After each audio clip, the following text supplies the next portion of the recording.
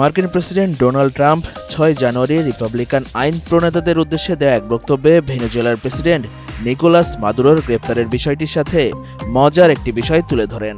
Trump মাদুরোর বিরুদ্ধে অভিযোগ করে বলেন, মাদুরো তার নাচের ভঙ্গিও নকল করতেন। এই অভিযোগটি মূলত আসে নিউ ইয়র্ক টাইমসের একটি প্রতিবেদনের পর। প্রতিবেদনে বলা হয়, যুক্তরাষ্ট্রের হুমকিকে প্রকাশ্যে উপেক্ষা করে মাদুরোর মঞ্চে উঠে নাচানাচি হোয়াইট হাউসের কর্মকর্তাদের কাছে এক ধরনের চ্যালেঞ্জ হিসাবে দেখা দেয়।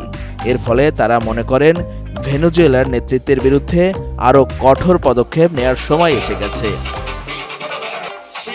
2025 সালের শেষ দিকে ক্যারিবীয় অঞ্চলে মার্কিন বাহিনী জড়ো হওয়ার সময় ভেনেজুয়েলার বামপন্থী নেতা মাদুরো নিয়মিত মঞ্চে উঠে নো ওয়ার ইয়েস পিস স্লোগানের টেকনো রিমিক্স গানের সঙ্গে নাচতেন।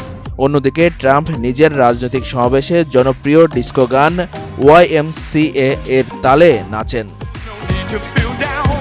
3 জানুয়ারি যুক্তরাষ্ট্রের বিশেষ বাহিনীর অভিযানে মাদুরো ও তার স্ত্রীকে আটক করার ঘটনায় ট্রাম্প অভিযানের ভূয়সী প্রশংসা করেন এবং এটিকে চমৎকার বলে আখ্যা দেন। যদিও তার বক্তব্যের বড় অংশই মূলত 2026 সালের মধ্যবর্তী নির্বাচন প্রস্তুতি ঘিরে ছিল।